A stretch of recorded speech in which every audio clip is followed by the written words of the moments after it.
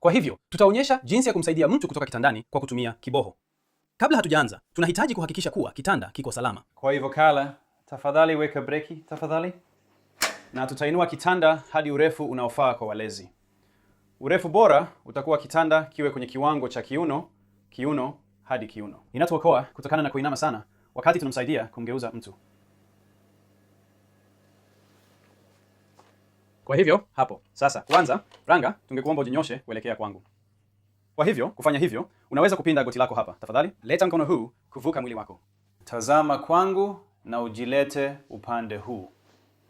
Kisha tunaficha kiboho chini, nusu ya kiboho imefichwa, na mshono chini hapa, karibu na urefu wa mfupa wa mkia, na katikati ya kiboho kinapita kwenye mgongo wake.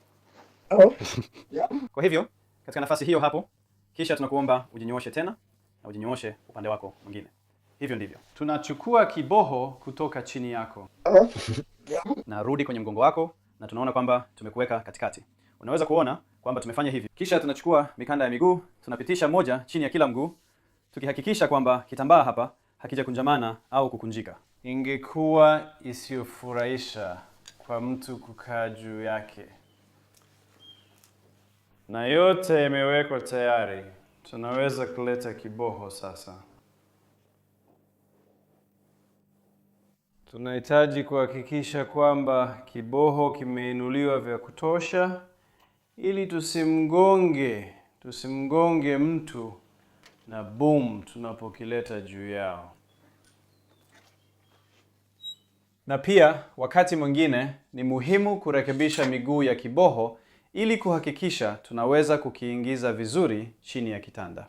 Hapo tunakwenda. Kwa hivyo, geuza, boom, kisha shusha. Shusha chini kuelekea vitambulisho. Kuna aina mbalimbali za mifumo ya kuunganisha kwa kiboho kwa vibohos. Na hii hasa inatumia tagi yenye umbo la shimo la ufunguo inayounganishwa kwenye lug ya boom ya kiboho. Sawa. Sasa maelekezo kwa mgonjwa ni, naomba kama unaweza kushikilia, kunja mikono yako kwenye kifua chako kama hivyo na ulete kidevu chako kwenye kifua chako. Tunapoinua kiboho, utaanza kuinuka kutoka kitandani. Tutafanya hivyo sasa. Tunapoanza kuchukua uzito wa Ranga, tunahakikisha kwamba sehemu za kuunganisha zimebonyezwa vizuri kwenye boom ya kiboho ili kuzuia moja yao kuanguka. Sawa, tuko tayari kwenda. Ranga kidevu kwenye kifua chako. Tunakuinua kutoka kitandani. Tutakuleta kwenye nafasi ya kukaa unapoondoka kitandani. Na chini yako iko huru? Ndiyo, sawa. Sasa tuko tayari kukuleta upande wako. Kuelekea kwenye kiti chako cha magurudumu. Kwa hivyo, Kala, saidia na miguu yako. Itarejesha kiboho nyuma.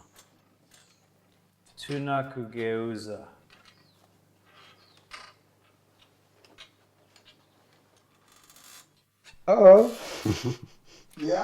Unaona kwamba tukimgeuza Ranga hapa, goti lake litagonga kiboho.